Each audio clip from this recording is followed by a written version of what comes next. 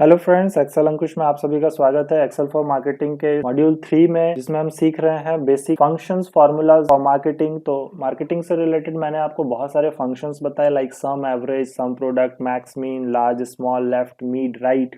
अब हम एक स्पेशल फंक्शन सीखने वाले हैं। जी हाँ दोस्तों, ये बहुत ही इंपॉर्टेंट फंक्शन है और मैं इफ के आपको बहुत सारे कंडीशनल फॉर्मेटिंग बताऊंगा कि आप इफ को कैसे यूज करेंगे, इफ एंड कैसे यूज करेंगे, इफ और कैसे यूज करेंगे। तो ये सारे कंडीशंस के बेसिस पे हम कैसे इवेलुएट करेंगे रिजल्ट को, कैसे आइडेंटिफाई करेंगे किसी पर्टिकुलर रिजल्ट को। तो हम देखते हैं इसको कैसे हम यूज करेंगे, और ये बहुत ही इंपॉर्टेंट है और इसमें प्रैक्टिस की बहुत ज्यादा जरूरत है। और मैं आपको एक स्पेशल चीज बता दूं इफ के बारे में। इफ यूजर का एक्सेल में सबसे फेवरेट, सबसे मोस्ट इंपॉर्टेंट फंक्शन में से एक माना जाता है, और ये मोस्ट इंपॉर्टेंट फंक्शन है जिसको आप अपने किसी भी तरह के कंडीशन में पुट कर सकते हैं किसी रिजल्ट को फाइंड करने के लिए, और नंबर्स ऑफ कंडीशंस दे सकते हैं आप इसके थ्रू। अगर आप इसको अच्छे से सीख लेते हैं तो आप एक्सेल में बहुत सारे फंक्शंस को अप्लाई कर सकते हैं इफ के साथ। तो चलिए हम देखते हैं कैसे हम इफ का यूज करेंगे। तो मैंने एक सिंपल सा एग्जांपल लिया है जिसके बेसिस पे फिर मैं आपको यहाँ पर इंसेंटिव कैलकुलेट करके बताऊंगा। तो देखिए, यहाँ पे मैंने एक छोटा सा एग्जांपल लेके आपको समझाया है। अगर कोई एम्प्लॉय है और उसको एक सेल्स टारगेट दिया हुआ होता है, तो हम कैसे इवेलुएट करेंगे। सपोज मेरे पास 500 एम्प्लॉयज है और हम चेक करना चाहते हैं कि किसने अपना सेल्स कंप्लीट किया है, किसने नहीं कंप्लीट किया है। तो डेटा आपने फीड कर दी। अब कंप्यूटर आपको ये बताएगा, एक्सेल आपको ये बताएगा कि किस मार्केटिंग पर्सन ने अपने सेल्स टारगेट को अचीव किया है, किसने अचीव नहीं किया है। तो कैसे हम इवेलुएट करेंगे, तो मैं आपको क्विक इसके बारे में बताता हूँ। देखिए, इफ को समझने के लिए आपको थोड़ा प्रैक्टिस करना होगा। सबसे पहले मैं लिखूंगा इक्वल टू इफ, जो फंक्शन स्टार्ट करने का रूल है सेम करेंगे। अब यहाँ पर आपको देखिए सबसे पहले क्या देना होता है। इफ में सबसे पहले हम लॉजिक देते हैं। तो लॉजिक क्या होता है, तो लॉजिक मेरा क्या है कि आपका रिजल्ट आपको शो कराना है कि अचीव्ड और नॉट अचीव्ड। इट मीन्स कि आपका टारगेट अचीव हो गया है और टारगेट अचीव नहीं हुआ है। तो टारगेट कब अचीव होगा, जब सेल्स आपका टारगेट से ज्यादा होगा। ठीक है, तो हम क्या बोल रहे हैं, सेल्स टारगेट से ज्यादा होगा। इट मींस कि आपको इस चीज को फॉर्मूला के वे में लिखना है, फॉर्मूला के डिस्क्रिप्शन में लिखना है। तो कैसे लिखेंगे उसी चीज को आपको समझना है। तो जो आप बोल रहे हैं उसी चीज को आप लिखेंगे कि सेल्स टारगेट से ज्यादा होगा तो रिजल्ट अचीव होगा, या सेल्स टारगेट के बराबर होगा तो रिजल्ट अचीव होगा। तो सेल्स यानी कि C4, ग्रेटर देन बड़ा होगा, इक्वल टू बराबर होगा।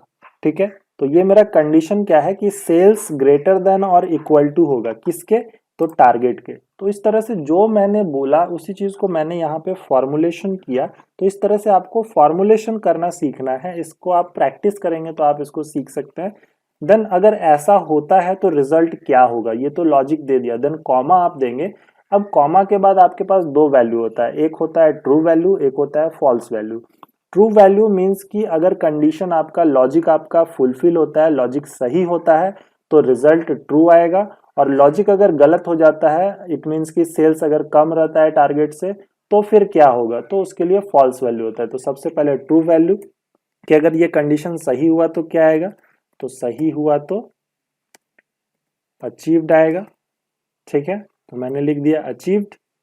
देन अगर गलत हुआ तो क्या आएगा, तो गलत हुआ तो मेरा, मैं चाहता हूं कि नॉट अचीव्ड आए, तो मैं कॉमा दूंगा, फिर डबल इन्वर्टेड में लिखूंगा नॉट अचीव्ड। ठीक है, जब भी आप कोई भी वैल्यू लिखेंगे, नंबर वैल्यू यहाँ पर नहीं है, ये टेक्स्ट वैल्यू है, तो टेक्स्ट वैल्यू जब भी आपको रिजल्ट में लाना होगा तो आप डबल इन्वर्टेड के अंदर ही लिखेंगे। और ट्रू वैल्यू और फॉल्स वैल्यू के बीच में कॉमा होगा, लॉजिक टेस्ट और ट्रू वैल्यू के बीच में कॉमा होगा। तो हर एक डेटा के बीच में कॉमा जरूर देंगे। और डबल इन्वर्टेड हमेशा टेक्स्ट वैल्यू के साइड में होता है, ये हमेशा ध्यान रखिएगा। देन ब्रैकेट क्लोज करेंगे और एंटर करेंगे। जैसे ही एंटर किया तो यहाँ पे आया नॉट अचीव्ड। इट मीन्स कि आपका सेल्स यहाँ पर टारगेट से क्या है, कम है, इसीलिए ये रिजल्ट शो कर रहा है फॉल्स वैल्यू। फॉल्स वैल्यू यानी कि जो आपने लास्ट में दिया था, वो कब एक्शन लेता है, जब आपका लॉजिक सही नहीं होता है। देन आप इसको ड्रैग कर देंगे, ये एरो आएगा, आप इसको सिंपली ड्रैग कर दें। ड्रैग करेंगे तो आपका जितना भी कैलकुलेशन है वो ऑटोमेटिक हो जाएगा। तो इस तरह से आपका देखिए ये अचीव्ड है, क्योंकि इसमें क्या है, सेल्स जो है वो आपका टारगेट से ज्यादा है, इसमें क्या है सेल्स जो है वो टारगेट के बराबर है। तो हमने बराबर और ज्यादा दोनों कंडीशन दिया था उसमें कि अगर बराबर और ज्यादा होगा यानी कि ग्रेटर देन इक्वल टू होगा तो अचीव। तो इस तरह से आप फाइंड आउट किए कि कौन टारगेट अचीव किया है, कौन सा एम्प्लॉय टारगेट अचीव नहीं किया है। देन अगर हम लोग बात करें इस ऑप्शन की तो देखिए यहाँ पे मैंने लिखा है कि इंसेंटिव। अब मुझे ये दिखाना है कि अगर कोई एम्प्लॉय अगर सेल्स टारगेट अचीव कर लेता है तो उसको इंसेंटिव मिलेगा और अचीव नहीं करता है तो इंसेंटिव नहीं मिलेगा। इट मीन्स कि यहाँ पे सबसे पहले मुझे निकालना है कि अचीव्ड और नॉट अचीव्ड, उसके बाद मैं निकालूंगा कि इंसेंटिव मिलेगा या नहीं मिलेगा। तो मैं डायरेक्ट इसको कैसे करूंगा, इक्वल टू दूंगा, मैं इफ लिखूंगा, ब्रैकेट ओपन करूंगा कि सेल्स अगर मेरा ग्रेटर देन और इक्वल टू होता है सेल्स टारगेट के, तो मेरा जो रिजल्ट होगा, अब अचीव्ड नॉट अचीव्ड मुझे नहीं चाहिए, मुझे चाहिए कि जहां पर मैं अचीव्ड लिख रहा था वहां पे मुझे इंसेंटिव चाहिए। तो इंसेंटिव क्या होगा, तो इंसेंटिव होगा सेल्स का कुछ परसेंट, जितना आपने सेल किया उसका कुछ परसेंट। तो मैंने सेल किया है ये वाला, तो सेल मल्टीप्लाई सपोज 2% मिल रहा है तो 2% मैंने लिख दिया और ब्रैकेट क्लोज करके एंटर कर दिया। तो यहाँ पे आ गया 477.9 रुपीज आपको इंसेंटिव मिल रहा है, यानी कि एक्स्ट्रा अमाउंट मिल रहा है। फिर से इसको समझिए, इक्वल टू इफ किया, ब्रैकेट ओपन किया, लॉजिक क्या है कि सेल्स जो है वो greater than equal to, sales ज्यादा होगा बराबर होगा किसके, सेल्स टारगेट के, तो आपको इंसेंटिव मिलेगा। तो इंसेंटिव किस पे मिलेगा, तो जितना आपने सेल किया है उस सेल का आपको 2% इंसेंटिव मिलेगा। तो मैंने लिख दिया सेल्स मल्टीप्लाई 2% और मैंने कॉमा देके लिख दिया 0, यानी कि अगर आपने सेल्स टारगेट अचीव नहीं किया है तो आपको इंसेंटिव नहीं मिलेगा। देन ब्रैकेट क्लोज करके एंटर कर दिया। तो इस तरह से क्या हो गया, आपका ये वैल्यू आ गया। देन आप इसको ड्रैग कर देंगे तो देखिए यहाँ पर क्या हो रहा है, 0 आ रहा है। मतलब जहां पर भी 0 आ रहा है वो क्या है कि आपका सेल्स टारगेट अचीव नहीं हुआ है। अब आप 0 के जगह पे दिखाना चाहते हैं कि सेल्स टारगेट जो है वो आपका 0 के जगह पे नॉट अचीव्ड लिखे, तो मैं सिंपली क्या करूंगा, जहां पे मैंने 0 लिखा था उसको मैं डिलीट करके यहाँ पे लिखूंगा नॉट अचीव्ड। और किसी भी फॉर्मूला को दोबारा एडिट करने के लिए उस सेल पर केवल डबल क्लिक करेंगे या फिर कीबोर्ड से F2 बटन प्रेस करेंगे। ऊपर फंक्शन में F2 बटन होता है, F2 बटन प्रेस करें और आप इस तरह से कर सकते हैं। देन इंटर कर दीजिए और इसको आप ड्रैग कर दीजिए। तो देखिए जहां जहां पे आपका 0 था वहां पे क्या हो गया, नॉट अचीव्ड आ गया। तो फॉल्स वैल्यू में मैंने 0 लिखा था, अब मैंने फॉल्स वैल्यू में नॉट अचीव्ड लिख दिया। वैल्यू आप कुछ भी लिख सकते हैं, जो लॉजिक के अकॉर्डिंग सही होगा तो ट्रू वैल्यू आएगा, लॉजिक के अकॉर्डिंग फॉल्स होगा तो फॉल्स वैल्यू आएगा। तो इस तरह से आपको कंडीशन देके लिखना होता है। तो ये बहुत ही इंपॉर्टेंट है और इसमें प्रैक्टिस की बहुत ज़्यादा ज़रूरत है और ये बहुत ज़्यादा यूजफुल भी है। तो आप इसको अच्छे से प्रैक्टिस करें ताकि आप इस तरह के फाइल्स को इजीली बना सके, क्योंकि फाइल में टाइपिंग करना बहुत इजी होता है। मेन होता है आपका अरेंजमेंट, जो कि मैं सिखाया आपको, उस अरेंजमेंट को आप करें मॉड्यूल 1 मॉड्यूल 2 के अकॉर्डिंग। अरेंजमेंट के बाद मैं आपको फंक्शंस के बारे में बता रहा हूँ, तो फंक्शंस आपको प्रैक्टिस करना होगा, बहुत ज़्यादा प्रैक्टिस करेंगे तो आप समझेंगे।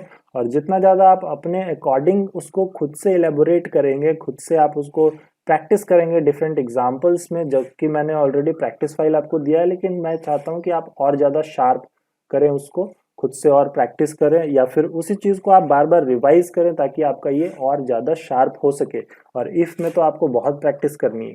देन हम इफ़ एंड की बात करेंगे। अब इफ़ एंड क्या होता है, तो इफ एंड मीन्स कि आपका जब तक 2 कंडीशन फुलफिल नहीं होगा तब तक आपका रिजल्ट नहीं आएगा। जब तक 2 से ज्यादा कंडीशन फुलफिल नहीं होगा तब तक आपका रिजल्ट नहीं आएगा। तो सिंपली मैं यहाँ पर 2 एग्जांपल लिया हूँ, एक आपका यहाँ पर शो कर रहा है और एक यहाँ पर दिया हुआ है इंसेंटिव के बेसिस पे। देन सेल्स अगर डेली टारगेट और वीकली टारगेट के अकॉर्डिंग होगा तो रिसीव, तो आपका अचीव्ड होगा, अदरवाइज अचीव्ड नहीं होगा। इट मीन्स कि आप 2 कंडीशन आपको मैच करना है कि आपका 2 कंडीशन सक्सेस होना चाहिए, देन आपका रिजल्ट आएगा, अदरवाइज रिजल्ट नहीं आएगा। तो मैं सिंपली क्या करता हूँ, इक्वल टू देता हूँ, इफ लिखता हूँ, ब्रैकेट ओपन करता हूँ और मैं यहाँ पर लिखता हूँ कि मेरा सेल्स जो है वो ग्रेटर देन इक्वल टू, अगर डेली टारगेट अचीव होता है तो मेरा क्या होगा, अचीव्ड। ठीक है, अचीव्ड को मैं शॉर्ट में लिख रहा हूँ। देन नहीं होगा तो नॉट अचीव्ड। तो इस तरह से आएगा। देन फिर मुझे यहां निकालना होगा कि इफ ब्रैकेट ओपन किया, देन सेल्स मेरा जो ग्रेटर देन इक्वल टू अगर वीकली टारगेट होता है तो अचीव्ड, अदरवाइज नॉट अचीव्ड। तो मुझे यहाँ पर दो कंडीशन लिखना हुआ, एक में अचीव्ड आ रहा है, एक में नॉट अचीव्ड आ रहा है। तो मैं एक्यूमुलेट कैसे करूंगा दोनों को? तो सिंपल सा देखिए, मैं दोनों को जोड़ के बताऊंगा कि दोनों को साथ में कैसे लिखेंगे। अगर मल्टीपल कंडीशंस के बेसिस पे रिजल्ट चाहिए होता है तो उसको कैसे हम लिखते हैं, तो हम यूज करेंगे इफ के साथ एंड फंक्शन। एंड मैंने क्यों लगाया? उस समय मेरे पास एक कंडीशन था, अब मेरे पास दो कंडीशन है। दो कंडीशन क्या है? Sales greater than equal to daily target, ये होना चाहिए। दूसरा sales greater than equal to weekly target, ये भी होना चाहिए। तो जब दो कंडीशन होगा और दो कंडीशन मैच करने पे रिजल्ट आएगा, मैच करने के बाद रिजल्ट आएगा, तो आपको एंड यूज करना पड़ेगा। तो एंड लिख दिया। अब सेम लिखेंगे कि sales greater than equal to daily target, comma sales greater than equal to weekly target. तो ये मेरा हो गया लॉजिक। देन कंडीशन के बाद हम लोग क्या करते हैं? कॉमा देते हैं, बाकी सारा सेम होगा। अब ट्रू वैल्यू क्या होगा? तो ट्रू वैल्यू में मुझे दिखाना है कि अचीव्ड हो गया, ठीक है। और फॉल्स वैल्यू में मुझे क्या दिखाना है? कि अचीव्ड नहीं हुआ, नॉट अचीव्ड। NA लिख दिया मैंने, देन एंटर किया। तो यहाँ पे रिजल्ट क्या आया? NA, क्योंकि डेली टारगेट अचीव हो रहा है लेकिन वीकली टारगेट आपका अचीव नहीं हुआ। तो चलिए अब हम देखते हैं इंसेंटिव को हम कैसे कैलकुलेट करेंगे इसके बेसिस पे। तो मैं यहाँ पे क्या लिखूंगा? इक्वल टू इफ लिखूंगा, ब्रैकेट ओपन करूंगा, तो हम लोग यहाँ पे यूज करेंगे एंड। तो एंड देंगे, अब कंडीशन डालेंगे कि sales greater than equal to, sales greater than equal to, अगर आपका सेल्स टारगेट होता है, then comma sales greater than equal to, अगर आपका वीकली टारगेट होता है। अगर ये दोनों कंडीशन होते हैं तो आपको इंसेंटिव मिलेगा। कितना मिलेगा? तो सेल्स का मल्टीप्लाई 2%, अदरवाइज आपको नहीं मिलेगा। तो मैं यहाँ लिख दिया नॉट एप्लीकेबल। तो देखिए यहाँ पे मैंने क्या दिया, अब इस चीज को समझेंगे। इफ लिखा, एंड लिखा। एंड क्यों लिखा? दो कंडीशन है। कंडीशन क्या है? तो पहला ये कंडीशन है, sales greater than equal to sales target. दूसरा कंडीशन क्या है? Sales greater than equal to weekly target. तो दो कंडीशन आया, तो इसीलिए एंड यूज किया। देन अगर ऐसा होगा तो ट्रू वैल्यू क्या है?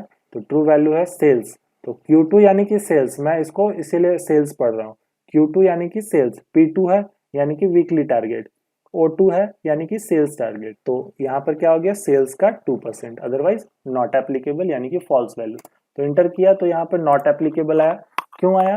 क्योंकि मेरा जो टारगेट है सेल्स का वो तो अचीव हो रहा है, लेकिन जो वीकली टारगेट है वो मेरा अचीव नहीं हुआ है। तो इसके बेसिस पे मेरा रिजल्ट क्या हो गया? इंसेंटिव क्या हो गया? Not applicable. तो मैं इसको जब ड्रैग करूंगा तो जिसको जिसको क्रॉस हुआ है, जिसका जिसका दोनों कंडीशन फुलफिल हुआ है, उसको इंसेंटिव मिल रहा है, अदरवाइज बाकी को इंसेंटिव नहीं मिल रहा है, क्योंकि उसके बेसिस पे उसने कंप्लीट नहीं किया। तो इस तरह से आप एंड का यूज कर सकते हैं इफ के साथ। देन हम बात करेंगे इफ के साथ और की। और एंड में थोड़ा सा डिफरेंस है, आपको कॉमन डिफरेंस तो पता ही है। तो हम लोग और का यूज तब करते हैं जब हमको दो में से कोई भी एक कंडीशन मिल जाए तो मेरा रिजल्ट आ जाएगा। दो में से कोई भी एक कंडीशन मिल जाए तो मेरा रिजल्ट आ जाएगा। तो इक्वल टू इफ देंगे, ब्रैकेट ओपन करेंगे, देन एंड के जगह पे हम क्या यूज करेंगे? और कंडीशन उसी तरह से होगा कि सेल्स अगर ग्रेटर देन इक्वल टू आपका होता है daily target, sales greater than equal to होता है आपका वीकली टारगेट। तो ये कंडीशन हो गया। तो रिजल्ट क्या होगा? तो सबसे पहले कॉमा देंगे और कॉमा के बाद क्या आता है? True value. इट मीन्स कि कंडीशन फुलफिल होगा तो रिजल्ट क्या आएगा? तो रिजल्ट हम चाहते हैं आए अचीव्ड, फॉल्स वैल्यू, इसके बाद कॉमा देके। इट मीन्स कि अगर कंडीशन फुलफिल नहीं होगा, लॉजिक काम नहीं करेगा, लॉजिक आपका सही नहीं है, तो नॉट एप्लीकेबल। दोनों में से कोई एक कंडीशन फुलफिल हो रहा है। तो ये फुलफिल हो रहा है क्योंकि सेल्स जो है वो डेली टारगेट से ज्यादा है, लेकिन सेल्स आपका वीकली टारगेट से ज्यादा नहीं है, फिर भी वो अचीव दिखा रहा है क्योंकि और है। और मीन्स कि दो कंडीशन दिए हैं तो दोनों में से अगर कोई भी फुलफिल हो जाता है तो वो ट्रू वैल्यू को शो करेगा। तो इस एग्जाम्पल के साथ भी देख लीजिए ताकि आपका 100% क्लियर हो जाए।